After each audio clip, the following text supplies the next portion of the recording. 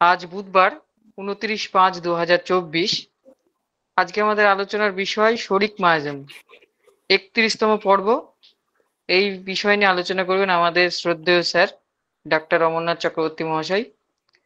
তো সকলের কাছে আর একবার অনুরোধ থাকবে যে আলোচনা চলাকালীন কেউ আনমিউট হয়ে যাবেন না, কেউ ভিডিও ওপেন করবেন না। আর ক্লাসে যেটা গতদিন 2 দিন ধরে হচ্ছে যে ইউটিউবে একটা লাইভ স্ট্রিমিং করছে, ওইটা যাতে না হয়, ওইটা পারমিশন দেওয়া হয়নি, এটা খেয়াল রাখবেন। আচ্ছা স্যারকে আমি অনুরোধ করছি আজকে আলোচনা শুরু করার জন্য। এটা কে করছে সে তো বোঝা যাচ্ছে না। সাগর আসছে না বলে ধরতে পারা যাচ্ছে না।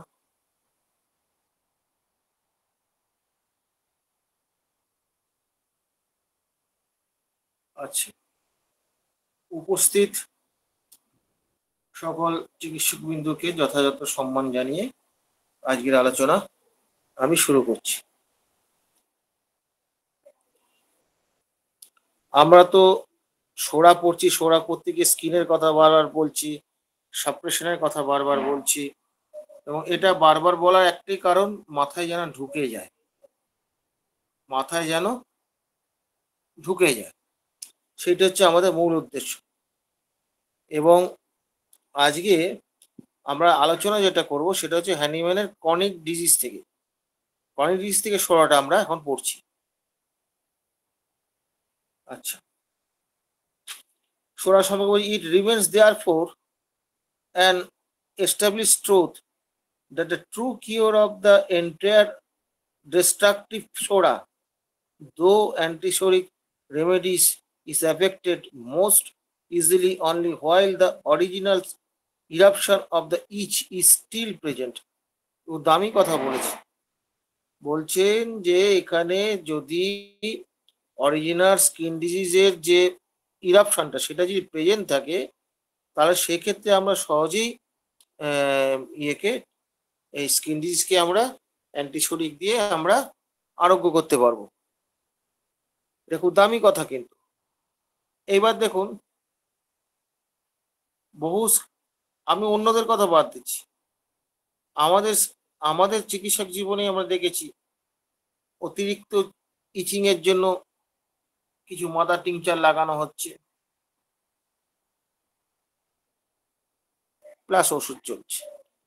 আসল আরোগ্য সম্পর্কে ধারণাটা না থাকে জন্যই এই ঘটনাগুলো হচ্ছে, এটাকে আরোগ্য বলে চালাতে হচ্ছে।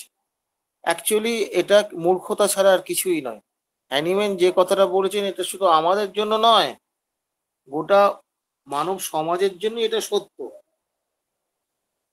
কেউ মানলো কি মানলো না তাতে হ্যানিম্যানের কিছু যায় আসে না, কিন্তু সত্য হচ্ছে এইটাই যে অ্যান্টিসরিক ওষুধ দিয়ে এটাকে সারানো সম্ভব যদি স্কিন ডিজিজটা থাকে। From this it again appear how unconscionable it is of the allopathy physician to destroy the primitive itch eruption through local application instead of completely eradicating this grave disease from the whole living organism by cure from within. এখানে কি বলছেন? Allopathy চিকিৎসক সম্বন্ধে তিনি বলছেন যে allopathy চিকিৎসকেরা এই পুরো ডিজিজটাকে সারানোর বদলে তারা কি করছে, এক্সটার্নাল অ্যাপ্লিকেশন দিয়ে এই এটাকে কমিয়ে দেওয়ার চেষ্টা করছে। ফলে ফলে কি হচ্ছে, আলটিমেটলি ইন্টারনাল ডিজিজের যে আরোগ্যের পথটা উইদিন, কিওর ফ্রম উইদিন, মানে ভেতর থেকে বাইরে আসবে, এই যে ব্যাপারটা, যেটা আরোগ্যের যে এই যে জায়গাটা যেটা আমরা হেরিং ল বলি, হেরিং আলাদা কিছু করেন নাই, ওই হ্যানিম্যানের বিভিন্ন জায়গাগুলো টুকরো টুকরো করে জুড়ে একটা লয়ের আকারে ইয়ে করেছে বা ব্যাখ্যা করেছে। এখানে তো ব্যাখ্যা করা নেই, সেই জন্য এই যেগুলো অসুবিধা হ্যানিম্যান, এই জন্য তো হ্যানিম্যানকে বোঝা খুব মুশকিল আমাদের। Which at that stage is yet very easy. At the stage মানে কি, যখন ওই স্কিন ডিজিজটা বাইরে আছে যখন, তখন আমরা কিন্তু সহজেই তাকে আরোগ্য করতে পারি। and by thus choking of it advance all the wretches of the consequences that may must expect from the malady if uncured, যদি এটা যদি কিওর না হয়,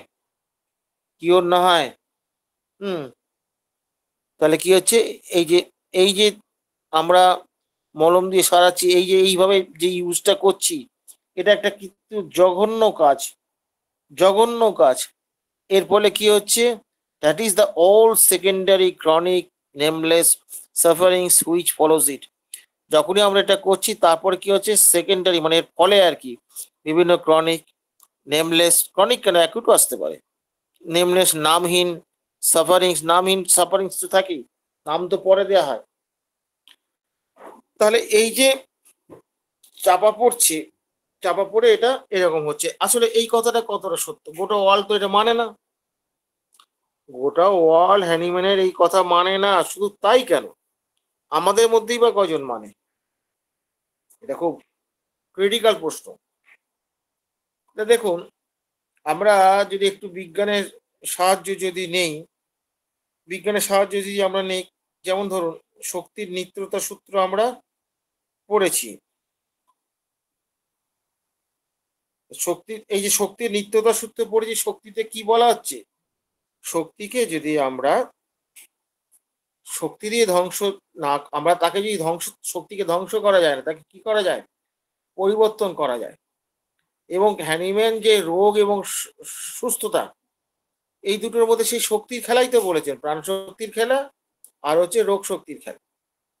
তাহলে ব্যাপারটা কিরকম হচ্ছে, এই যে রোগ শক্তি যেটা আছে, কাঁটাকে কাঁটা দিয়ে তুলতে হবে, শক্তিকে শক্তি দিয়ে আমাদের আটকাতে হবে, এইটাই তো হওয়া উচিত। সেখানে তাহলে দেখা গেল কি, এই যে আমি এর পরেতেই ব্যাখ্যাটা আসছে, তাহলে আমি এই যে রোগের ফলটা মানে স্কিন ডিজিজটাকে যখন আমি মলম দিয়ে সারালাম, তার ফলে সেকেন্ডারি সে বিভিন্ন রকম সাফারিংস আসলো, কেন আসবে, একটু লজিক দিয়ে বোঝা যাক। আমি যখন এই সোরার যে ফলটা, যেটা দ্যাট মিনস এই স্কিন অ্যাপশন, যেটা স্কিন অ্যাপশনটাকে মেরে দিলাম, আমি মলম দিয়ে সারিয়ে দিলাম আমাদের হিসেবে অনুযায়ী, তাতে কি তার সোরাটা সেরে যাবে, কি সোরা সেরে যাবে? যেমন ধরুন, একটা খুব সহজ উদাহরণ দিই, আপনার ঘরে যে বাল্বটা জ্বলছে, হ্যাঁ, বাল্বটাকে আপনি একটা ঢিল মেরে ভেঙে দেন, আলোটা নিভে গেল। ওই বাল্বের ভেতরে হাত দেন, আপনি সঙ্গে সঙ্গে শক খাবেন, তার আলোটা নিভে গেলে, আলোটা কি হচ্ছে, ইলেকট্রিক যে শক্তি, যেটা এই শক্তিরই তো একটা ফল, তাপীয় ফল। এই যে ফলটা আপনি পেলে, এই ফলটাকে দূর করলে কিন্তু শক্তি চলে যায় না, শক্তি ওখানে থাকে। তাহলে এই যে শক্তিটা থাকে, তাহলে এই শক্তিটা কি করবে, তাকে দমন করা হলো, দমন করালে সে কি করবে, তার সুবিধে মতো বিভিন্ন রূপে সে নিজেকে প্রকাশ করবে, সে বিভিন্ন রূপে নিজেকে প্রকাশ করবে। আপনি যেমন ধরুন, ঘরের মধ্যে একটা চড়ুই পাখিকে আমি আটকে দিয়েছি, চড়ুই পাখি কিচিরমিচির করে, নোংরা পায়খানা করে, ইয়ে করে, আপনি আটকে দিয়েছেন, ব্যাস, তখন চড়ুই পাখিটা দেখবেন বেরিয়ে যাওয়ার জন্য কত রকম কায়দা করবে যতক্ষণ না তার মৃত্যু হয়। চড়ুই পাখি প্রাণী, তার তো মৃত্যু হতেই পারে আমাদের হাতে। কথাটা আমার বক্তব্য হচ্ছে এইটাই, যে শক্তিকে যখন আমরা আনট্রিটেড, শক্তিকে যখন আমরা লজিক্যালি যখন ট্রিট করছি না, তার শক্তি কিন্তু বসে থাকবে না, সে বিভিন্ন রূপ নিয়ে আমাদের আক্রমণ করবে। দ্যাট ইজ দ্য সেকেন্ডারি এবং ক্রনিক এবং নেমলেস সাফারিংস। এই যে ব্যাপারটা করবে, আমরা এই জায়গাটা কিন্তু গন্ডগোল করে ফেলি। নেমলেস যদি সাফারিংস হয়, তাহলে নাম ধরে, তাহলে সাফারিংসের চিকিৎসাটার কি প্রয়োজন আছে, প্রয়োজন একটা, সে প্রয়োজনটা কিন্তু খুব মিনিমাম, সেটাকেই ম্যাক্সিমাম দেখানো হচ্ছে। এখন একটা কোনো তরকারি রান্না করতে গিয়ে আপনি যদি মনে করে যে নুনটা আমি ম্যাক্সিমাম দেবো, তাহলে আপনি খেতে পারবেন না। আপনি যদি মনে করেন যে না, আমি ঝালটা ম্যাক্সিমাম দেবো, তাহলে খেয়ে আপনার পেটে গন্ডগোল হবে। তাহলে কোনো কিছুই ম্যাক্সিমাম না, যথাযথ দিতে হবে, এই হচ্ছে এর মূল বিষয়। এবং আমরা এই অ্যান্টিশরিক যখন দেবো, অ্যান্টিশরিক দিলে কি হবে, ইন্টারনাল যে জায়গাটা আছে, ইন্টারনালি যে সোরা আছে, সোরাটা কিন্তু রিমুভ হবে, এবং রিমুভ হয়ে আমি আলটিমেটলি কিওর হবে। এবং সেখানে কি বলছেন, স্কিন অপশনটা বাইরে থাকবে, থাকলে এটা সুবিধা হবে, তা না থাকলে কি করে হবে? আচ্ছা, আপনি ধরুন একটা রেলে রেলে আপনি যাচ্ছেন, রেলে যদি সিগন্যাল না থাকে গাড়ি তো যাবে? গাড়ি তো যাবে না, সিগন্যাল দেখে বুঝতে হবে যে অবস্থাটা কি। এখানেও ঠিক তাই, এখানে ওই সিগন্যালটা দেখে, দ্যাট মিনস ওই স্ক্রিন ডিসটা দেখে, ওর পরিবর্তন দেখে ওষুধ দেওয়ার পর আমরা বুঝতে পারবো যে ওটা কোন দিকে যাচ্ছে, কোন অবস্থায় আছে, কি হতে পারে, এগুলো আমরা বুঝতে পারবো। তারপরে বলছে the excuse of the private physician. Private physician মানে মানে কি, সরকারি নয় আর কি, প্রাইভেট বলতে কি, এই প্রাইভেটে বাংলা কি রে ভাই, কি বলবো, স্যার মাথায় ব্যক্তিগত। আসছে না। হ্যাঁ, এই বেসরকারি। ব্যক্তিগত, হ্যাঁ বেসরকারি বা ব্যক্তিগত। পারিবারিক। পারিবারিকটা হবে না বাবা, তা প্রাইভেট প্র্যাকটিস, আমরা তো প্রাইভেট প্র্যাকটিস, আমরা তো প্রাইভেট ডক্টর, আমরা তো সরকারি চাকরি করি না। তাহলে এই যে প্রাইভেট ফিজিশিয়ান কি বলছে, excuse of the private physician, private ফিজিশিয়ানদের একটা অজুহাত আছে, হুম, অ্যামাউন্টস টু নাথিং। এই এই এই যে তাদের অজুহাতটা যেটা দেয়া আছে, হুম, অজুহাতটা দেয়া আছে, এটা কিন্তু প্রকৃতপক্ষে গুরুত্ব নাই। তারা কি অজুহাতটা কি দেয়, for the physician at the hospital as no excuse at all. তাদের তাদের এই যে ইয়েটা, এই কি বলে, এক্সকিউজ, দ্যাট মিনস আর কি, ওই ইয়ে দিচ্ছে মানে কি, অজুহাত দিচ্ছে। অজুহাত দিচ্ছে মানে কি, এই যে স্কিন ডিজিজ সারাবার যে কিভাবে সারাচ্ছে, এইভাবে সারাচ্ছে। তাহলে এবার অনেকেই একটা আফসোস আছে যে হোমিওপ্যাথিতে গবেষণা হচ্ছে না, গবেষণা হচ্ছে, তাহলে এই যে মলম গুলো, বিভিন্ন রকম মলম তৈরি করার গবেষণা হচ্ছে, এই গবেষণাটা কি সায়েন্টিফিক হচ্ছে? না তো। এটা দেখে আমাদের চোখ ঢেলে যাচ্ছে, আমরা হীনমন্যতায় ভুগছি। হোমিওপ্যাথিতে অনেক এগিয়ে আছে, তার মানে এই নয় যে হোমিওপ্যাথিতে গবেষণার দরকার নেই, কিন্তু যে গবেষণার নাম করে আমরা আনন্দে আহ্লাদিত হচ্ছি, আমাদের লাল ঝরছি, সেই গবেষণাটাকে মডার্ন মডার্ন সায়েন্স বলে লাফাচ্ছি। মডার্ন সায়েন্স কোথায়? আজ থেকে 2000 বছর আগে যে জায়গায় ছিল, এখন ঠিক সেই জায়গায় এসছে, কিন্তু মোড়কটা পাল্টেছে, শুধু মোড়কটা পাল্টেছে। আরো শক্তিশালী হয়েছে, আরো ধ্বংসাত্মক হয়েছে, আরো সর্বনেশে হয়েছে। আমরা এটাকে বুঝতে পারি না বা বোঝার চেষ্টাও করি না। তারপর কি বলছে, he will say indeed if it is not known, hardly ever does between demonstrate known where, when, the what occasion, and from what person, avoidly suffering from each infection has been derived. সোজা কথা, বাংলা কথা হচ্ছে যে যদি আমরা এই ইয়েটাকে না দেখতে পাই, বাইরের স্কিন ডিজিজ বা সিগন্যালটা যদি না দেখতে পাই, তাহলে আলটিমেটলি আমরা কিন্তু তাকে প্রকৃত কিওর করতে পারবো না, এই কথাটা বলছে। Then he could not discover from the present and often insignificant little eruption whether it was real each. So he was not blamed for the evil consequence.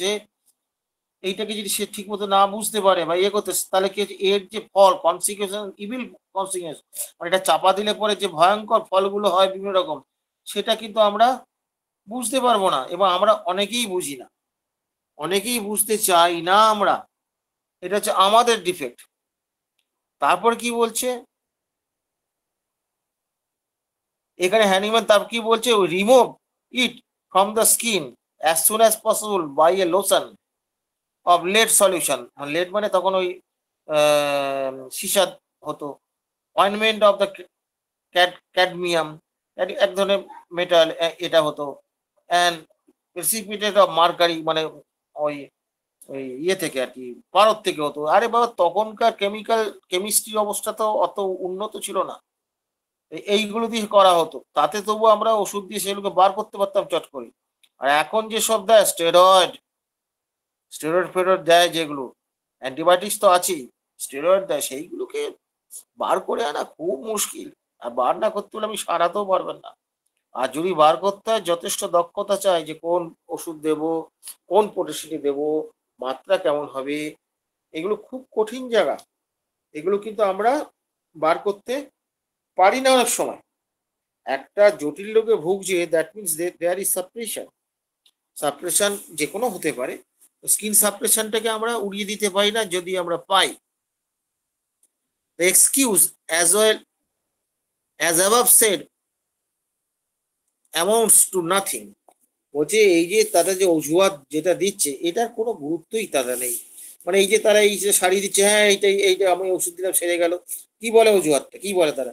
রোগীর কষ্ট দূর করলাম, দৌড় আপনারা কবে কি করবেন ইত্যাদি ইত্যাদি অনেক কিছু তাদেরকে বলা হয়।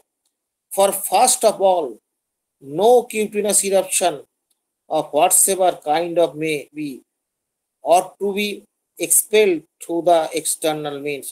বলছে যে এখানে কোন রকম স্কিন এরাপশন এক্সটার্নাল মিনস এর দ্বারা তোমরা তাকে রিমুভ করতে পারবে না।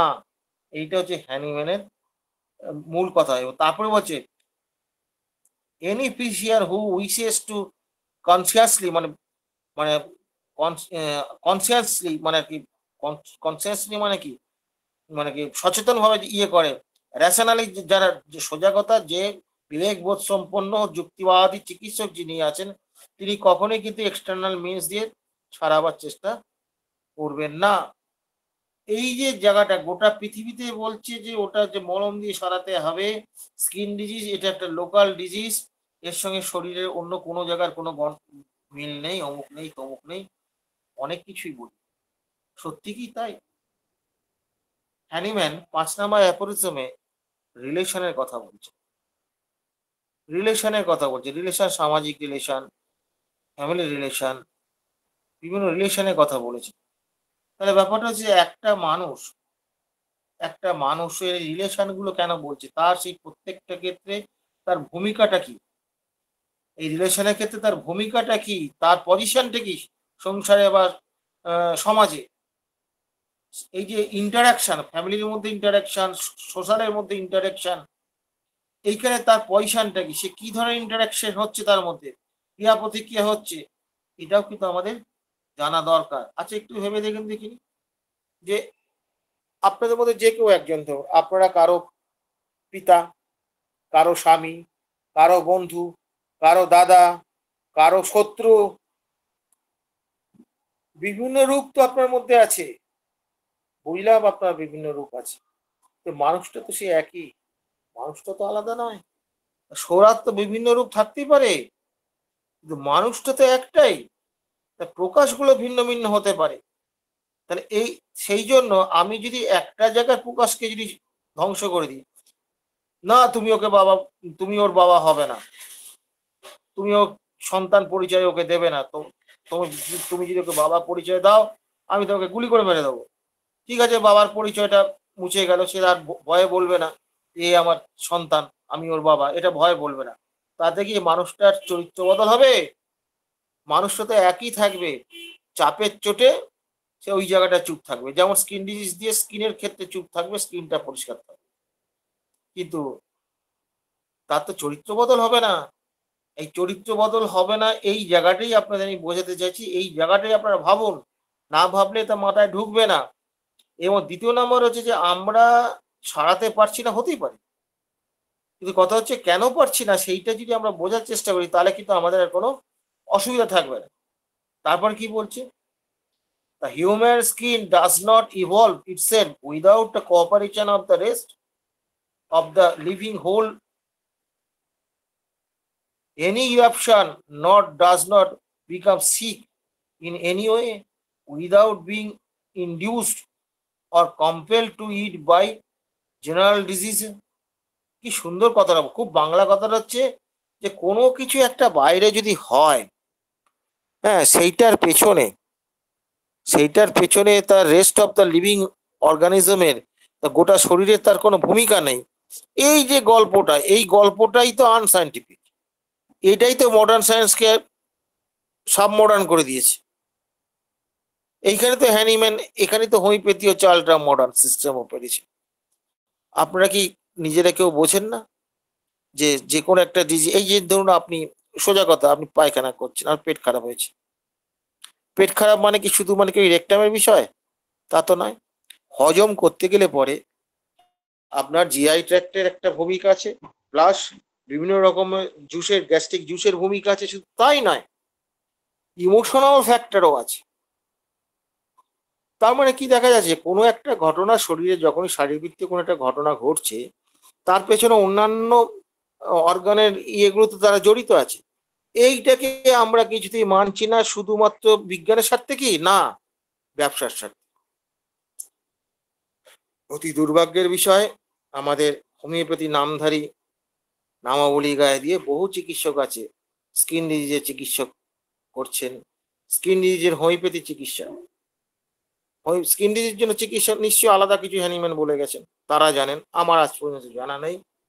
অ্যাজ এ হোল মানুষটাকে দেখবো, এটাই আমি শিখেছি বা এইভাবেই আমি করছি, আমি প্রচুর করছিও, আমি এইভাবে করছি। আবার কে ওই ইয়ে করেছে, লাইভ শেয়ারিং করেছি, যাই হোক আমি ডিক্লাইন করে দিয়েছি। তাহলে কি হলো, এখানে একটা জিনিস তাহলে বোঝা যাচ্ছে যে গোটা হোল ইয়েটাকে বাদ দিয়ে কখনো হয় না। ফলে আজকে আপনি একটা মানুষ, যেমন আজকে এক পেশেন্ট বলছে যে তার একটা ঘটনা বলি, সাপ্রেশন একটা গল্প বলি আপনাকে, তাহলে বুঝতে পারবেন। দারুণ গল্প। তাকে আজকে তার বাবাকে আর তাকে আচ্ছা করে আমি ওয়ার্নিং দিয়ে ছেড়ে দিয়েছি। পেশেন্টটার মেয়েটা 21 বছরের মেয়েটা হবে। তা এই মেয়েটার মেনস্ট্রুয়াল কলিক ছিল, মারাত্মক কলিক, গড়াগড়ি খেত। ওয়ান সাইডেড হেডেক ছিল, জেনারেলি লেফট সাইডে হতো, এবং প্রথম শুরু হয়েছিল জীবনে লেফট সাইড থেকে। এবং এই মেয়েটার পেটে খিদে বলে কিছু ছিল না, বহু বছর ধরে খিদে নেই, ইত্যাদি ইত্যাদি। এবং আরেকটা কথা কি, তার লেফট কিডনিতে স্টোন পাওয়া গেছে 8.4 মিলিমিটার, 8.4 মিলিমিটার। এবার তাকে আমি থুজা প্রেসক্রিপশন করেছিলাম, থুজা 1M দিয়েছিলাম। তা 1M দেওয়ার পর কি হলো, তার কিন্তু সার্বিক তার উন্নতি হলো। আজকেও সে বলছে আমার ওই মেনস্ট্রুয়াল পেনটা এখন আর হচ্ছে না, রেগুলার ফর্মে হচ্ছে। কিন্তু মাঝখানে মাস তিনেক আমার ধারে কাছে আসেনি। কি ব্যাপার না, আমার কাছে যখন ওই 8.3 ছিল, আমার ওই থুজা দেওয়ার পর ওটা হচ্ছে 3.4-এ নেমে আসে। 3.4, ওই ছোট্ট একটা ছিল, ওটা এখনো যায়নি। আমি বললাম দেখো, এটা যখন এতটা নেমে এসছে, ওয়েট করো, আস্তে আস্তে চলে যাবে। তারা কি তার ওয়েট করলো না, তারা একজন মানে আর কি আধুনিক হোমিও চিকিৎসককে দেখালো, হোমিওপ্যাথ বলবো না। তিনি কি করে বারবারিস ভালগারিস বোধ হয় নাকি গো, আমি এসব জীবনে করিনি, মনে হচ্ছে বারবারিস ভালগারিস খুব সম্ভবত। তা এইটা 20 ফোঁটা করে দুবেলা তাকে দিয়েছে। দিয়ে তার কিন্তু এই 3 মাস পরে যে ইয়ে করেছে, তাতে কিন্তু ওই 8.4, এই 3.4ই আছে, কোনো চেঞ্জ হয়নি। মধ্যিখান থেকে তার কি হয়েছে, মাথা যন্ত্রণাটা ফিরে এসছে, খিদে তার চলে গিয়েছে, শরীরে একটা অস্থিরতা, ও বলে বেচাইন, মানে নন বেঙ্গলি তো, শরীরে একটা অস্থিরতা, শরীর ভালো নেই, ইত্যাদি ইত্যাদি। তাহলে এই যে চিকিৎসাটা যেটা হলো, এখানেও সেই যেমন স্কিন ডিজিজকে তাড়াবার যেমন চিকিৎসা, তেমনি এই কি বলে কিডনি স্টোনকে তাড়াবার চিকিৎসা। ব্যাপারটার মধ্যে পার্থক্য কিছু নেই। লোকাল ভাবে আমি তাকে দূর করব, এই লোকাল ভাবে যখনই দূর করব, তখন সার্বিকভাবে তার কিন্তু সর্বনাশের রাস্তা তৈরি হবে। এটা নিয়ে কোনো ভুল নেই। এই প্রসঙ্গে আমার শিক্ষাগুরু ডাক্তার ডিডি ব্যানার্জির গল্পটা বলছি। তা তিনি পড়ে গেছিলেন অ্যাক্সিডেন্টালি, পড়ে যাওয়ার পর তার একটা ছোট্ট কিডনিতে স্টোন পাওয়া গেল, কিন্তু তিনি সুস্থ, নর্মাল। তা আমাদের আরেক শিক্ষক ডক্টর ML বেরা সাহেব, তার বন্ধু, তাকে বললেন যে উনি অপারেশন করতে চাইলেন। বললেন না, অপারেশন করিস না, তোকে যত কোনো ঝামেলা যখন করছে না, তোর বয়সও তো হয়েছে, কি দরকার আছে ইয়ে করা। কিন্তু মুশকিলটা কি হলো, ওইটাকে রিমুভ করলো, রিমুভ করা 3 থেকে 3.5 মাসের মধ্যে তিনি ফিনিশড হয়ে গেলেন। That is also one kind of suppression. Skin disease মলম দিলেই সাপ্রেশন হয় তা নয়, এই যে সার্জারি করলেও কিন্তু এরকম সাপ্রেশন হয়। এইগুলো যদি আপনারা না বোঝেন, তাহলে মহা মুশকিল। সার্জারির মাধ্যমে কি করা হচ্ছে, তার এন্ড প্রোডাক্টটা, যে প্রোডাক্টটা তৈরি হয়েছে, সেই প্রোডাক্টটাকে রিমুভ করে দেওয়া আছে। ওটা করতো মলম দিয়ে করছে, এটা সার্জারি দিয়ে করছে, বা আজকাল রে দিয়ে পুড়িয়ে দেবে।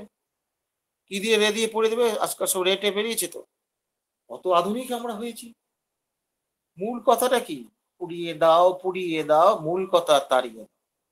এই মূল মৌলিক জায়গা থেকে তারা সরে আসতে পারে। সে কলুর বলদ সারাদিন যেমন ঘুরে বেড়ায়, সে হাজার হাজার মাইল সে ঘুরছে, কিন্তু তার জায়গার পরিমাণটা বাড়ছে, ওই একটা ছোট্ট জায়গার মধ্যে ঘুরে বেড়াচ্ছে। এই হচ্ছে মজার ব্যাপার, কলুর বলদের মতো। আমরা দেখেও দেখি না, কারণ আমাদের তো হোমিওপ্যাথির প্রতি আমাদের ইয়ে নেই, সম্মানবোধ নেই, আত্মসম্মানের অভাব আমাদের। আমাদের আত্মসম্মানের অভাব, হ্যানিম্যান আমাদের যা তুলে দিয়ে গেছেন আমাদের হাতে, সেইটার মর্যাদা রক্ষা করার মিনিমাম দায়িত্ব তো পালন করি না, উল্টে আমরা হীনমন্যতায় ভুগি। অথচ ডক্টর কেশি দাস একটা কথা বলে, তোরে তোরা তো অমৃতের সন্তান, তোদেরও তো ভয় কিসের আছে, পড়াশোনা কর, পড়াশোনা যত করবি তত ধীরে ধীরে এইগুলো বুঝতে পারবি, কোনো অসুবিধা হবে না, ঠিক জায়গাটা ঢুকতে পারবি, ঠিক জায়গাটা না ঢুকতে পারলে কিন্তু কোনো দিন কিছু করতে পারবি না। হোমিওপ্যাথির মূল কথাটাকে চিন্তা শক্তির আপনার ডেভেলপ করতে হবে। তাহলে এই যে আমি গল্প করে করে আপনাদের বলছি কিভাবে সাপ্রেশন গুলো হয়, কিভাবে ডিজিজ গুলো হয়। কিডনি স্টোনের এরকম দেখবেন, আমি পেয়েছি এরকম কিডনি স্টোনের একটা পেশেন্ট আমাদের এক ছাত্র এনেছিল, তাকে ওই ওই বোধহয় বালবারিস বার্গার্সই দিয়েছে, আমি জানি না ওর ডান দিক বাঁ দিকে আলাদা আলাদা আছে কিনা, মানে ওই মাদার আর কি, মাদার তো জীবনে করিনি আমি কোনোদিন। তা ওইটা করে দেওয়ার পর থেকে তার শারীরিকভাবে সর্বদিক থেকে গন্ডগোল হয়েছে, সেটাকে টিউবারকুলিনাম দিয়ে ঠিক করা হলো। তার মানে বুঝতে পারছেন যে আপনি এই লোকাল ম্যালাডিস বা লোকাল ইয়ে ভেবে যখন আপনি চিকিৎসা করবেন তখনই সর্বনাশ হবে। কেন্টের বই পড়ে দেখুন, কেন্টের ফিলোসফিতে তার অবজারভেশন গুলো পড়ুন, 12 অবজারভেশন লাস্টের দিকে গুলো পড়ুন, 12 নম্বর অবজারভেশন পড়ুন, তাহলেই বুঝতে পারবেন যে লোকাল অ্যাপ্লিকেশনটা কত ডেঞ্জারাস ব্যাপার। আর এই লোকাল অ্যাপ্লিকেশনই গোটা পৃথিবীতেই চলছে। লোকাল লোকাল এই যে যেমন ধরো সুগার, সুগার হয়েছে, আপনি ওষুধ দিচ্ছেন, সুগারটা নর্মাল হয়ে গেল, আদৌ কি সুগারটা নর্মাল হয়? কম দেখায়, কম দেখায়। ব্যাপারটা তো এরকমই, ব্যাপারটা এরকমই, কম দেখায়, কিন্তু রোগটা কি সারছে? সুগারটা কি, তার ব্লাড সুগারটা কি, ওটা ফল, রেজাল্টেন্ট। রেজাল্টেন্টটাকে আমরা কাট আপ করছি ওষুধ দিয়ে, ওষুধ দিয়ে সেটাকে কমিয়ে রাখছি। তাহলে তার যে কারণটা, যেটা কারণ তত্ত্ব, যেটা মূল ডিজিজ স্টেটটা যেটা ভেতরে আছে, সেটা তো যাবে না। That is why it is incurable. তাহলে বোঝা গেছে ব্যাপারটা, এখানেও সেই চালাকি, নিয়ন্ত্রণের চালাকি। এতই যখন তোমরা আল্ট্রা মডার্ন, এতই যখন উন্নত, কই আরোগ্য করে দেখাও। হোমিওপ্যাথ ডাক্তাররা তো 2-4টে আরোগ্য করতে পারে, যারা হোমিওপ্যাথিটা ঠিক মতন করে, 2-4টে করা যায়। আমি জীবনে অনেকগুলো করতে পেরেছি, এখনো আমার আন্ডারে আছে, প্রথম জীবনে পারিনি। কিন্তু বুঝে নিতে হবে, এটা খুব সেন্সিটিভ জিনিস, বুঝে নিতে হবে। সব সুগারের পেশেন্ট সারবে না, অনেক ফ্যাক্টর আছে, সেই ফ্যাক্টর গুলো বলতে গেলে ফিলোসফি বুঝতে হবে, যে কোন পেশেন্টটাকে আমি নেবো আর কোনটাকে নেবো না, বুঝে নিতে হবে। যে কেউ আসলে নিয়ে নিলাম, নিয়ে আমি গন্ডগোলে পড়লাম, তা তো বললে হবে না। এরপরে তাহলে কি হলো এখানে, এই যে বলছে,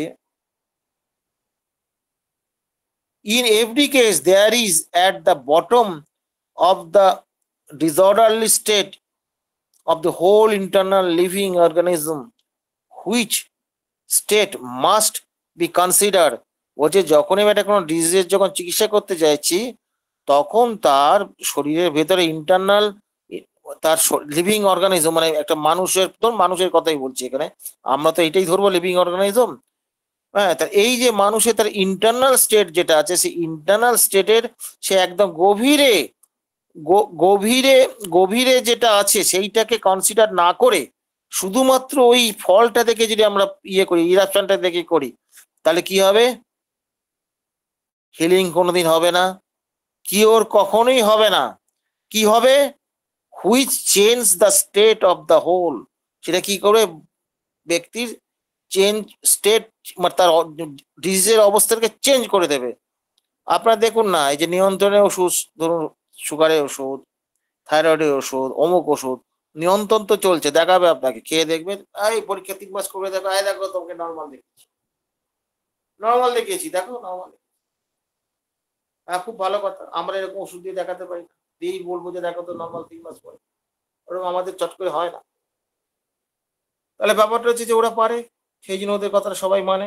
কিন্তু এখানে কি বলছে, যে এই যে ইন্টারনাল যে হিলিং, এই যে জায়গাটা, যেটা এই জায়গাটা কিন্তু কি হবে, সেই which change the state of the whole, তার মানে ইন্টারনাল স্টেটটাকে সে চেঞ্জ করে দেবে। তারপরে তো তার সাইড এফেক্ট হবে, আরো কমপ্লিকেশন হবে, আরো বিশেষজ্ঞ লাগবে, আরো ওষুধ লাগবে, যত দিন যাবে তত নতুন নতুন ওষুধ যোগ হবে। তাহলে মজাটা কোথায়? কোথায় সায়েন্স? সায়েন্সের স নেই। এবং আমরা এই জিনিসগুলো চোখের সামনে দেখতে পাচ্ছি। কিছু কিছু কিওর এরকম হতেই পারে, কিওর না হওয়ার কিছু ব্যাপার নেই। এই যে আমাদের মমিনুল স্যার, মমিনুল স্যার একটা জানেন, একটা কেস উনি জানেন, এটা সাগর করছে। তা ওটা এপিলেপসির কেস ছিল। সে কেসটা কিভাবে রিভার্স অর্ডারে ফিরে ফিরে এসে এসে সে আরোগ্যের পথে প্রায় চলে এসছে, এটা সে দেখেছে, এটা চাক্ষুষ করেছে সে। এর মধ্যে গল্প কিছু নাই। কিন্তু ব্যাপার হচ্ছে যে এপিলেপসি সেরে যাচ্ছে এই কথাটা চট করে কিন্তু আমরা বলতে পারি না। সারা জীবন থেকে ওষুধ খেয়ে যেতে হয়।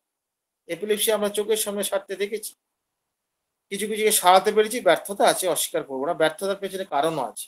সবটাই যে আমাদের হোমিওপ্যাথি দায়ী তা নয়। একজন ওই ভিডিওটা খুলে বসে আছেন, ভিডিওটা বন্ধ করুন। আচ্ছা, ডক্টর আশিস কুমার, আপনি ভিডিওটা বন্ধ করুন। তাহলে কি ব্যাপারটা হলো, তাহলে এই যে ডিজিজ স্টেটটা যেটা, ইন্টারনাল স্টেটটা যেটা, যেমন ধরুন আমি একটা খুব সোজা উদাহরণ দিচ্ছি। আপনার মেয়ে এসে বলল, তুমি দেবে কিনা আমাকে বলো। বলে সে কি করলো, দুমদাম কয়েকটা জিনিস ছুঁড়ে দিল। বা এসে কি করলো, এক চড় মেরে দিল, কয়েকটা জিনিস ছুঁড়ে ফেলে দিল। আপনি কি তাকে বলবে, তারা এই ছুঁড়ে যে সে ফেলে দিল, আপনি বাপ তো, স্নেহশীল বাপ, আপনি তখন খোঁজ নেবেন এটা করলো কেন। ওইটাই তো মূল কথা না, এই করার পেছনে কারণটা কি। এবার খোঁজ নিয়ে দেখলেন তার মা তাকে বকেছে, কি মাস্টার তাকে বকেছে, সে কিছু চেয়েছে সেটা দেয়নি, সেটার জন্য সে বারবার আবদার করেছে, তাকে দেওয়া হয়নি। তার এন্ড রেজাল্ট হচ্ছে আপনার কাছে সেরকম করছে। তার ব্যাপার হচ্ছে কি, আমরা চোখে যা দেখছি তার পেছনে তো একটা ইন্টারনাল ফ্যাক্টর আছে সবসময়। সেই ইন্টারনাল ফ্যাক্টরটাকে আবিষ্কার করতে হবে। সেই আবিষ্কার করে তার টোটালিটি করে আমাদের চিকিৎসা করতে হবে। এটা যদি আমরা না করি তাহলে আমাদের কিন্তু সর্বনাশ হবে। এইটাই হ্যানিম্যান বলেছেন। তার মানে বুঝতে পেরেছেন, এই যে ধরুন আমরা অনেকেই আছে, আমাদের হোমিও চিকিৎসকদের মধ্যে অনেক আছে, প্রেশারে পেলো, একটা কনস্টিটিউশনাল ড্রাগ দিল, আর প্রেশারে কিছু মাদার টিংচার আছে দিল, কেউ আবার বায়োকেমিক দিয়ে দিল। দিলে কি হবে, তার ওই যে স্টেট অফ ইন্টারনাল স্টেটটা চেঞ্জ হয়ে যাবে, আর কিছু হবে না। এবং কেন্টো তার সিকনেসে ওখানে বলেছেন যে ডিজিজের যদি চিকিৎসা হয়, ডিজিজের স্টেটটা চেঞ্জ হয়ে যাবে, ইন্টারনাল সিকনেসের কোনো স্টেট চেঞ্জ হবে না। সে বেড়েই চলবে, সে প্রসারিত হবে হবে হবে হবে হবে, প্রসারিত হতেই থাকবে। তাহলে বোঝা যাচ্ছে ব্যাপারটা, হ্যানিম্যানের এই বক্তব্যের এটাই সিকনেসে কিন্তু কেন্ট কিন্তু বিস্তারিত ভাবে বলেছেন। এটা কেন্টের পক্ষে বলা সম্ভব। এই একটা কথাকে নিয়ে একটা চ্যাপ্টার লিখে ফেলেছে। এটা কি আমরা পারবো? আমাদের দ্বারা হবে না, আমাদের মাথায় ওই ঘিলেই নেই। তাহলে দেখা যাচ্ছে কি, যে তাহলে এই যে ইন্টারনাল হোল ব্যাপারটা, এই কথাটাকে যদি আপনারা না বুঝতে পারেন, তাহলে তো আপনি যেমন ধরুন আপনি দেখলেন একটি ছেলে খালি গায়ে, একটা ছেলে আছে মিষ্টির দোকানের সামনে দাঁড়িয়ে আছে, সিঙ্গারাগুলো রেখেছে, হঠাৎ করে দুটো সিঙ্গারা নিয়ে এসে দৌড় লাগাল। আচ্ছা, আপনি তো তাকে চুরি ধরবেন, রেপার্টারি নিয়ম অনুযায়ী ক্লেপ্টোম্যানিয়া ধরবেন, তাতে চুরি ধরবেন না। করলো কেন ওরকম? মোডাস অপারেন্ডিটা কি, কেন করলো, তার পরিস্থিতিটা কি, তার ফ্যামিলি রিলেশনটা কি, ফ্যামিলি রিলেশন, তার বাবা মা কি আছে, কি অবস্থা আছে, তার আর্থিক অবস্থা দেখতে হবে, সামাজিক প্রেক্ষাপট দেখতে হবে। এরকম অনেক কিছু প্রেক্ষাপটের আলটিমেট রেজাল্ট হচ্ছে সিঙ্গারা চুরি। হোমিওপ্যাথদের কিন্তু এইরকম সন্ধানী হতে হবে, দ্যাট মিনস গোয়েন্দা হতে হবে। এইটা প্রতি মুহূর্তে আপনাকে এই চিন্তা ভাবনাগুলো করতে হবে। এইটা তো আমি দেখলাম, এটা তো রেপার্টারিতে আমি দেখছি যে হ্যাঁ এটা এই সিমটমটা পাচ্ছি, এই সিমটমটা হলো কেন, কোন পথে আসলো, তার জীবনযাত্রার কোন সময়টা এটা আসলো, কেন আসলো, কেন তার এই পরিবর্তনটা হলো। পরিবর্তন হতে গেলে তো শক্তি লাগবে। কোনো পরিবর্তন শক্তি দ্বারা হয় কি? আপনার মাথার উপর যে পাকাটা ঘুরছে সেটা কি শক্তি ছাড়া পরিবর্তন হচ্ছে? বিদ্যুৎ শক্তি আলোক শক্তিতে রূপান্তরিত হয়েছে, এখানে পরিবর্তন হয়েছে বলেই তো রূপান্তরিত হয়েছে। তার মানে কি শক্তির রূপান্তর হচ্ছে? তো এই যে শক্তি যদি রূপান্তর হয়, তাহলে বুঝতে হবে যে আমাদের ইন্টারনাল যে শক্তি যেটা, সেটারও রূপান্তর হয়, সেটা যদি ডিজিজ যদি হয়, সে কিন্তু ডিজিজ সবসময় চেষ্টা করবে এক্সটার্নাল স্কিনে সবচেয়ে নিরাপদ জায়গা, সেখানে ডিজিজকে থ্রো করার চেষ্টা করবে। কিন্তু ভাইটাল ফোর্সের সে ক্ষমতা যদি না থাকে, তাহলে ইন্টারনাল মোটামুটি যেটা লেস ইম্পর্টেন্ট অর্গান বা লেস ইম্পর্টেন্ট জায়গা, সেইখানে ডিজিজ থ্রো করবে। তাহলে পার্টিকুলার পার্টের লোকেশনে যে ডিজিজ, সেটা কিন্তু সেই পার্টের ডিজিজ নয়, as a whole disease. As a whole কি করছে, সে গোটা শরীরটাকে বাঁচাবার জন্য ওইখানে ডিজিজ প্রক্রিয়া শুরু করার অনুমতি দিচ্ছে। কাকে দিচ্ছে? রোগ শক্তিকে দিচ্ছে। তারপর লোকাল ট্রিটমেন্ট করা মানে কি, সেই রোগ শক্তির ডানা ছাটা, রোগ শক্তি যেটা টোটাল যে ফ্যাক্টরটা সেটাকে কনসিডার না করা। এটা যদি আমরা না করতে পারি, তারপরে সারবে না। আপনারা কেন্দ্রের যদি ফিজা পড়েন, সেখানে দেখবেন বলছে সাইকোটিক ফেনোমেনার ক্ষেত্রে আর্সেনিক সারবে না, কারণ আর্সেনিকের ওই সাইকোসিসের গভীরতা ওরকম নেই।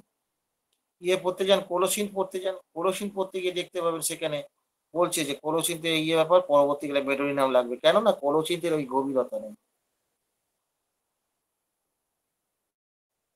হ্যাঁ, ওই গভীরতা নেই, মানে বিশেষ করে অ্যাপেন্ডিসাইটিস বা পেটের ইনফ্লামেটরি প্রসেসের ক্ষেত্রে এটা করবে। সেটা আপনি যদি পড়েন, এই পায়ের ব্যথা বা পায়ের যন্ত্রণা, আপনি রাস্টাক্সের সিমটম আছে, রাস্টাক্স দিচ্ছে, সেরে যাচ্ছে, কিন্তু তাকে যদি টিউবারকুলিনাম না দেন, তাহলে কিন্তু সারবে না।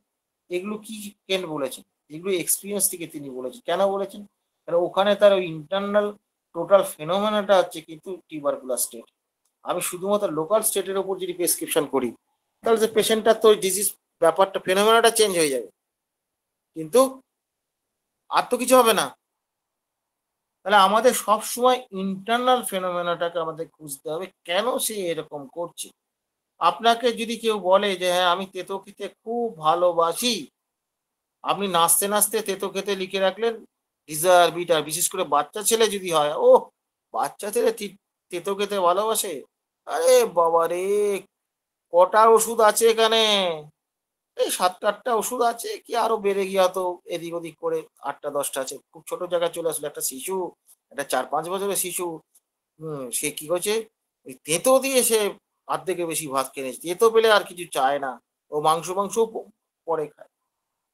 স্কুলেও সে কি করে, বেগুন আর তেঁতোটা নিয়ে চলে যায়, ডিমটা বাড়িতে খেয়ে চলে যায়, ওখানে ডিমটা নিয়ে যায় না, তেঁতো খেতে সে এত ভালোবাসে। এর পেশেন্ট আমরা দেখেছি। তাহলে ব্যাপার হচ্ছে আমরা খুব আনন্দিত হলাম, কিন্তু ওই যে বললাম, প্রতিটি ক্ষেত্রে কিন্তু ইন্টারনাল জায়গাটাকে দেখার চেষ্টা করুন। রোগী বললো, হ্যাঁ বললো, এই তেতো যে খেতে চাইছে বেশি, এটাও তো ডিজিজ ঘটনা। এটাও তো তার বাইরে বেরিয়ে আসছে। স্কিন ডিজিজ যেমন বাইরে বেরিয়ে এসছে, এটাও তার ইচ্ছেটা বাইরে প্রকাশ পাচ্ছে। এই ইচ্ছেটা পিছনে কারণটা কি? ওই যে দেখুন, তার কয়েক বছর আগে স্কিন ডিজিজ হয়েছিল মারাত্মক। ডাক্তারবাবু ইঞ্জেকশন ফিঞ্জেকশন অমুক তমুক করে করেছিল, এবং তখন বলেছিল যে তেতো খাবি, তেতো খেলে পরে রক্ত পরিষ্কার হবে আর তোর হবে। সেই থেকে তেতোকে সে আঁকড়ে ধরেছে। দ্যাট ইজ নাথিং, এটা কোনো সিমটমই না। তো ফলে আমাদের প্রতিটি ক্ষেত্রে ইন্টারনাল জায়গাটাকে ঢুকতে হবে। আপনি এক্সটার্নাল যা দেখছেন সেটাই শেষ কথা নয়।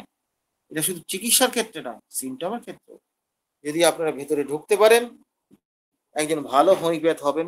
ভালো হোমিওপ্যাথ হতে গেলে কারো সাহায্যের দরকার নেই, নিজেই নিজেকে শিক্ষিত করুন, স্বশিক্ষিত, নিজেই ঠিক করুন, ভুল করুন, ভুল করলে সেটাকে ঠিক করুন। এই যে প্রসেসটা, যেটা যতক্ষণ না আপনি লজিকটা বুঝবেন, ততক্ষণ আপনার ভুলটাকে ধরতে পারবেন না। আর ভুলটাকে ধরতে না পারলে পরে তো আপনি তো নিজেকে সংশোধনও করতে পারবেন না। মানে আমাদের কিন্তু প্রতি মুহূর্তে এই ব্যাপারটা কশাস থাকতে হবে।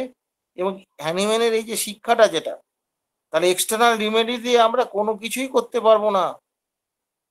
এই যে যেমন ধরুন থাইরয়েড হয়েছে, ধরুন থাইরয়েড টিএসএইচ বেড়ে গেছে, টিএসএইচটাকে কমাবার ওষুধ দিল, কারণ ওগুলো তো টার্গেট থাকে, এই অ্যালোপ্যাথি ওষুধের টার্গেট থাকে, সেই টার্গেটটার উপর মেনলি কাজ করবে। তা থাইরয়েডটা কি, এই যে থাইরয়েডের যে হরমোন, এটা কোনো হরমোন কি ইন্ডিপেন্ডেন্ট? না তো। প্রত্যেকটা হরমোনের সঙ্গে তার একটা রিলেশন আছে, ইন্ডিপেন্ডেন্ট নয়, তবু তাকে স্পেশাল ভাবে আলাদা করে করা হচ্ছে, করে দেখানো হচ্ছে দেখো টিএসএইচটা তোমার কমে গেছে। এইগুলো তো আমরা ভাবি না। আমরা ফিজিওলজি পড়ছি, অথচ ফিজিওলজি পড়ে হোমিওপ্যাথিক অ্যাঙ্গেল থেকে ভাবনা চিন্তা করার মতন আমাদের মেরিটটাই ডেভেলপ করে। ফিজিওলজি লাগবে, প্যাথোলজি লাগবে, না লাগলে আপনি ধরতে পারবেন না, আপনি আটকে যাবেন বহু জায়গায়। কিন্তু আমরা চিন্তা ভাবনাটা সেই দৈনত, তো আমরা সেই জায়গায় পড়ে আছি। আমরা এইটাকে কিভাবে কাজে লাগাবো, কোন প্রসেসে চিন্তা ভাবনা করব, কিভাবে চিন্তা ভাবনা করলে আমাদের ডেভেলপমেন্ট হবে, সেই জায়গাটাকে তো আমরা করতে পারছি না। মজাটা কোথায়? এটা হচ্ছে ডাইনামিক প্যাথোলজি, ওটা হচ্ছে আপনার মেটেরিয়ালিস্টিক প্যাথোলজি। সোনার সঙ্গে পাথর বাটি কি মেশানো যায়? কিন্তু আছে, ওই প্যাথোলজির মধ্যে ডায়নামিসিটি আছে, সেইটাকে চিহ্নিত করতে হবে, সেটাকে বুঝতে হবে। সেটাকে যদি আপনারা বুঝতে পারেন তাহলে কোনো সমস্যা নেই। সেই বোঝার জন্যই এগুলো পড়তে হবে। কারণ ব্যাপার হচ্ছে যে এই যে প্র্যাকটিস অফ মেডিসিন বলুন, প্যাথোলজি বলুন, এগুলো তো মিথ্যে নয়। এগুলো তো পেয়েছে তারা রুগীর মধ্যে পেয়েছে, সেইভাবে ইনভেস্টিগেশন করে পেয়েছে, এগুলো মিথ্যে নয়। এবার ওখান থেকে আমরা কিভাবে সেটাকে গ্রহণ করব, সেটা ফিলোসফি উইল গাইড। আমাদের ফিলোসফি গাইড করবে কোনটা নেব, কখন নেব, কিভাবে নেব, কতটুকু তার গুরুত্ব দেব। এইসব সব ব্যাপারগুলো কিন্তু আমাদের ভেবেচিন্তে কাজ করতে হবে। আমরা ওগুলোর দ্বারা পরিচালিত হব না। এই জায়গাটা আমাদের যদি বুঝতে পারি যে আমরা কিভাবে পরিচালিত হব, সেটা বুঝতে পারবো। হোমিওপ্যাথি কিন্তু একদম অন্যান্য বিজ্ঞান, যেমন ধরুন ফিজিক্যাল সায়েন্স, হ্যাঁ, কেমিস্ট্রি বলুন, হ্যাঁ, লাইফ সায়েন্স বলুন, তার যেমন নির্দিষ্ট কিন্তু নিয়ম নীতি তেমনি আছে। মেডিকেল সায়েন্সের মধ্যে একমাত্র হোমিওপ্যাথির কিন্তু নির্দিষ্ট নিয়ম নীতি আছে, ল অফ সিমিলার্স আছে, এবং প্রত্যেকটা ক্ষেত্রে তার ফলো আপের ক্ষেত্রে নীতি আছে।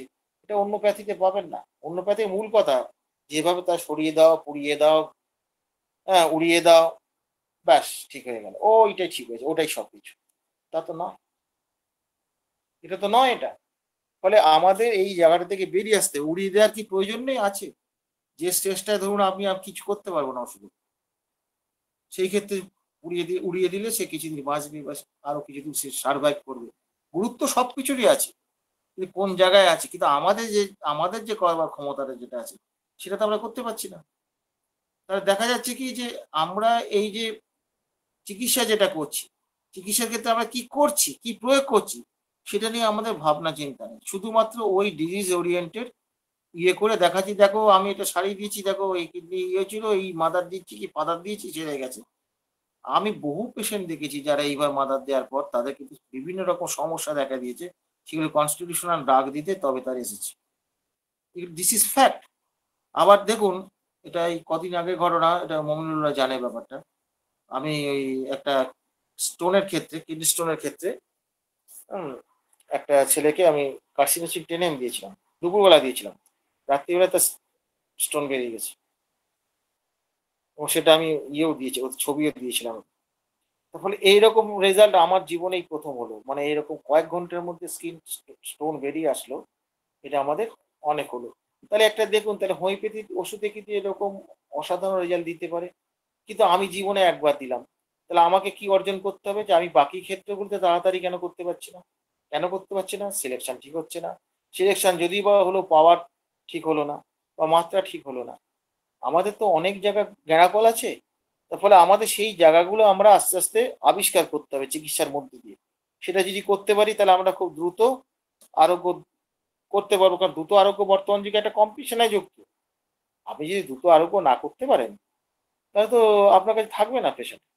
বাস্তবতাগুলো বুঝতে হবে, শুধুমাত্র আদর্শ দিকটা নয়, কিন্তু আদর্শকে বাদ দিয়ে বাস্তবতা নয়, আদর্শকে মাথায় রেখে বাস্তবতা। তাহলে যদি আমরা আদর্শকে মাথায় রেখে বাস্তবতাকে পূরণ করতে না পারি, তাহলে আমাদের ঘাটতি আছে। সেই ঘাটতি পূরণের জন্য পড়াশোনা করতে হবে। পড়াশোনার কোনো বিকল্প নেই। একজন হোমিওপ্যাথি ডাক্তারকে অন্য যে কোনো চিকিৎসকের থেকে অনেক বেশি পড়াশোনা করতে হবে।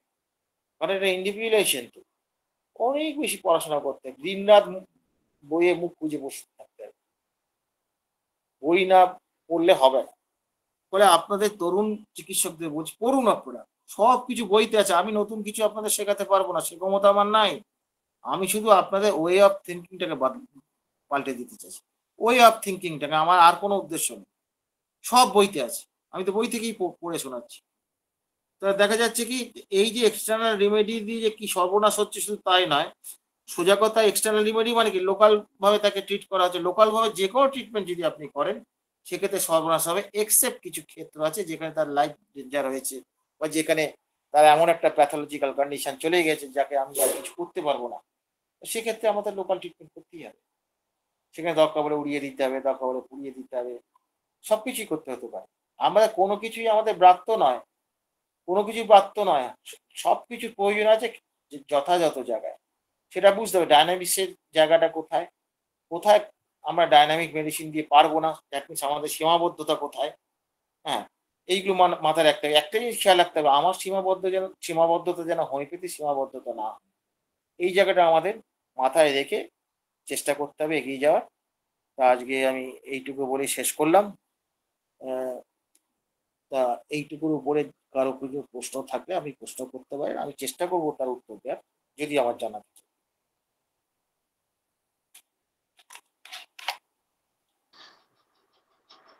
ধন্যবাদ স্যারকে, অসাধারণ একটা আলোচনা শুনলাম স্যারের কাছ থেকে।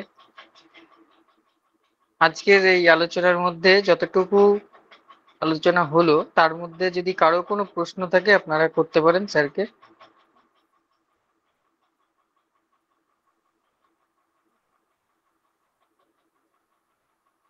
কারো কি কোনো প্রশ্ন আছে? প্রশ্ন থাকলে করতে পারেন।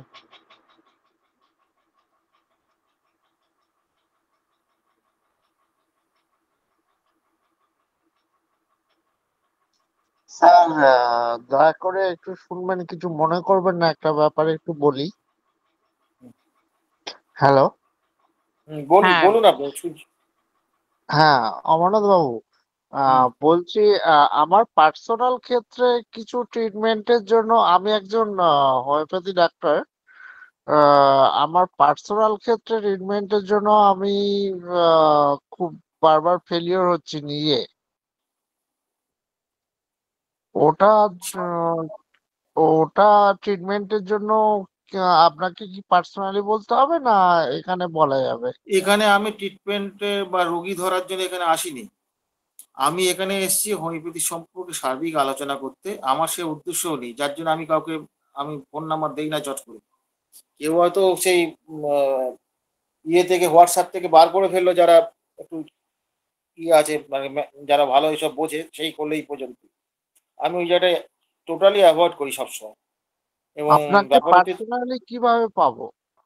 ব্যক্তিগত সমস্যাটা, ব্যক্তিগত সমস্যা আর এখানে যে পড়ানো হলো সেইটা নিয়ে যদি কিছু বলার থাকে বলুন।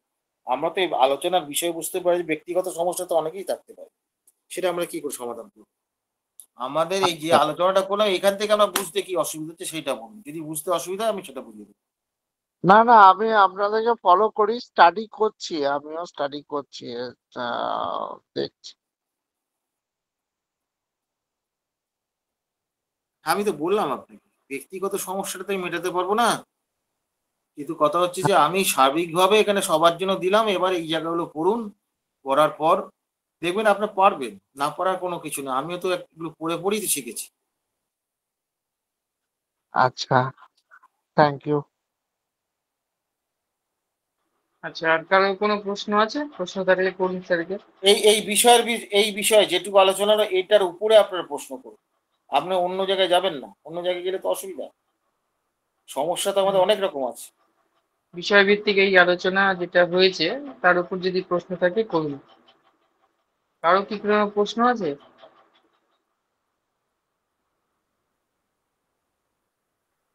পার্থপ্রদীপ চৌধুরী স্যার নেই মনে হয়। সুব্রত দাস আছে দেখছি, সুব্রত দাস কিছু প্রশ্ন করবে, কিছু ব্যাখ্যা?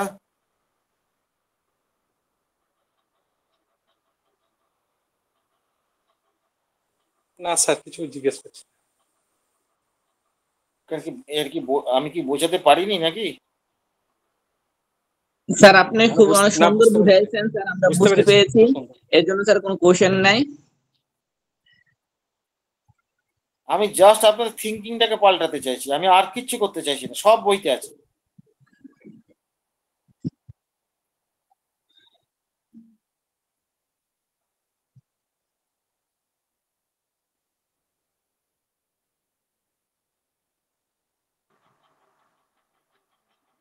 আচ্ছা, আর কোনো? হ্যাঁ, শ্যামল ব্যানার্জি স্যার কিছু বলুন।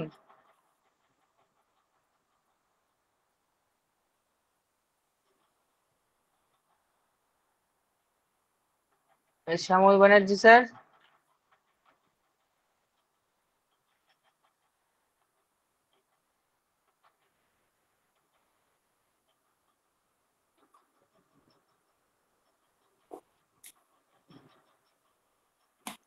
না স্যার, উনি হয়তো কাছে নেই।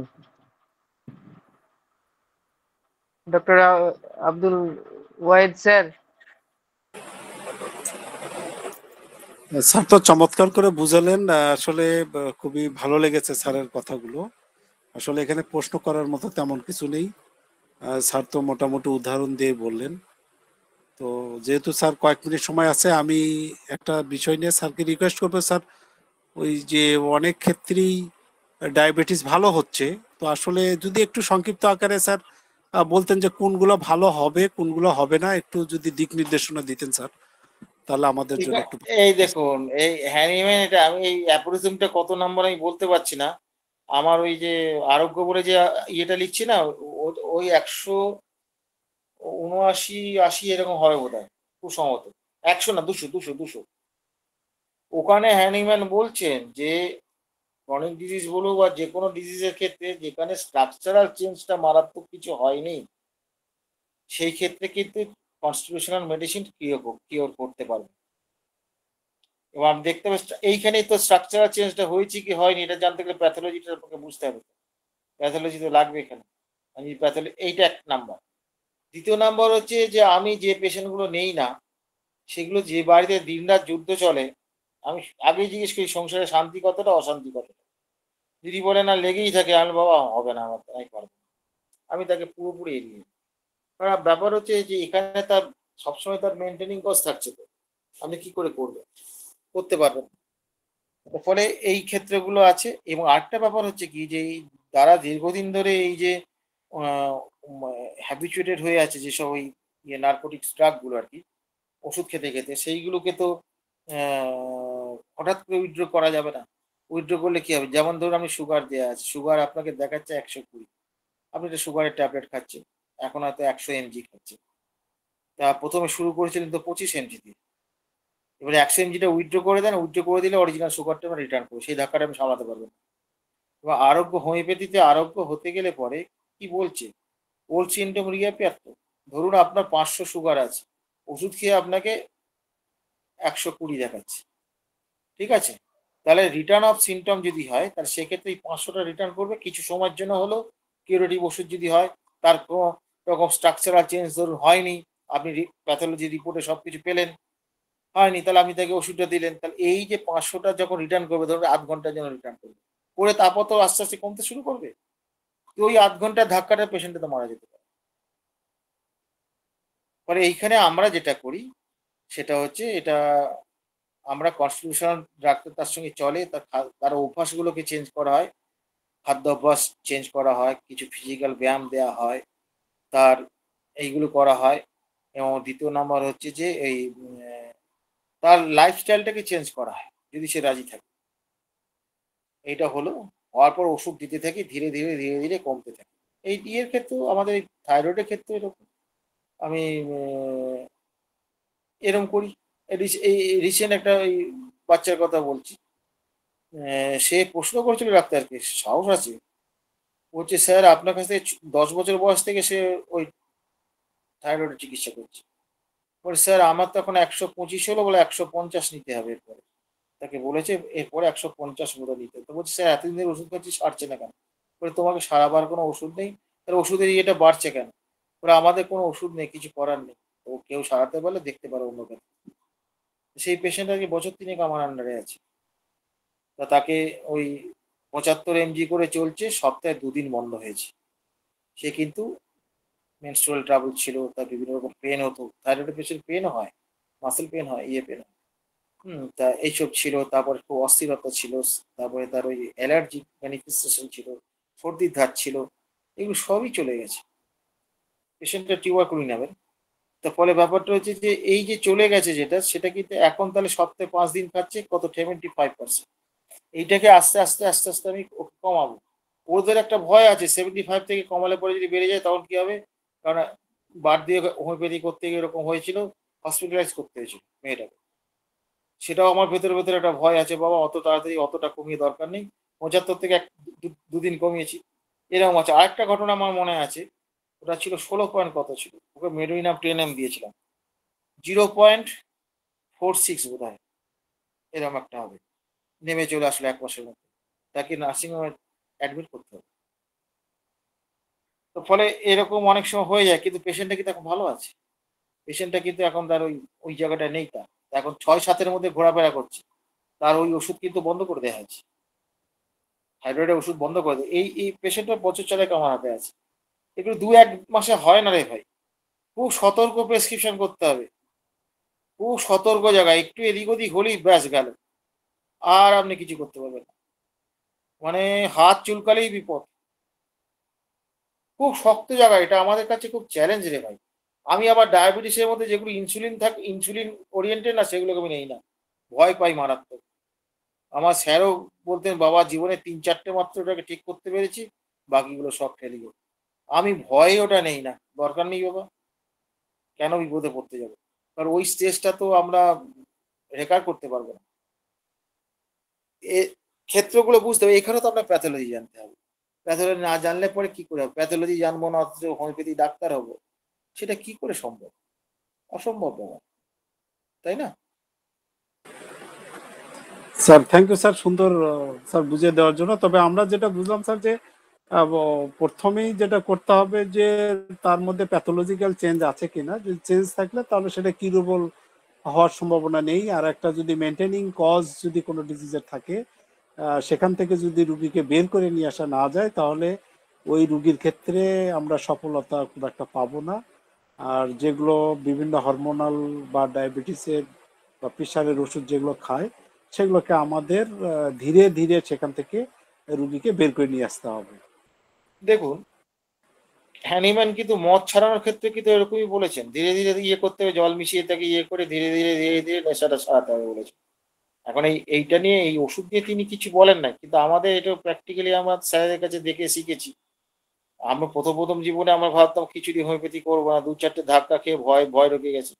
আর আজকাল তো ক্রেতা সুরক্ষার ব্যাপার আছে, পেশেন্টটা যদি অক্কা যায় বা বড় কিছু হয়ে থাকে, আপনার অবস্থা খারাপ করে ছেড়ে দেবে, বুঝতে পেরেছেন তো, অবস্থা খারাপ করে ছেড়ে দেবে, হঠাৎ করে উইথড্র করা যাবে না, দীর্ঘদিনের অভ্যাস তো তার, ভ্যারিয়েশন তো দীর্ঘদিন ধরে চলছে তার, হঠাৎ করে ওটা উইথড্র করে নিলে খুব সমস্যা হয়।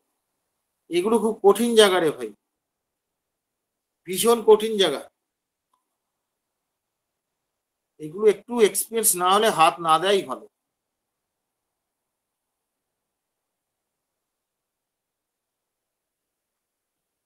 আচ্ছা, আর কোনো প্রশ্ন এই পরিপ্রেক্ষিতে? হ্যাঁ স্যার, আর কারো প্রশ্ন কি আছে? না হলে আমরা ক্লাস এখানেই শেষ করব।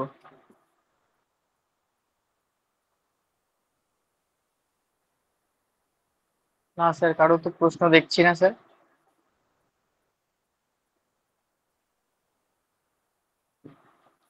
আচ্ছা স্যার, না হলে স্যার ক্লাস কি তাহলে শেষ করব? হ্যাঁ, শেষ করো। আচ্ছা স্যার, তাহলে সকলকে শুভরাত্রি জানাই। আজকের দর্পণের ক্লাস এখানেই শেষ করছি। সকলে ভালো থাকবেন, সুস্থ থাকবেন। আবার আমরা কবে আবার হবে ক্লাস আমরা জানিয়ে দেবো গ্রুপে। ধন্যবাদ সকলকে। সকলকে শুভরাত্রি জানিয়ে আজকে শেষ করলাম, আজকে ক্লাস শেষ করে দিলাম আমরা।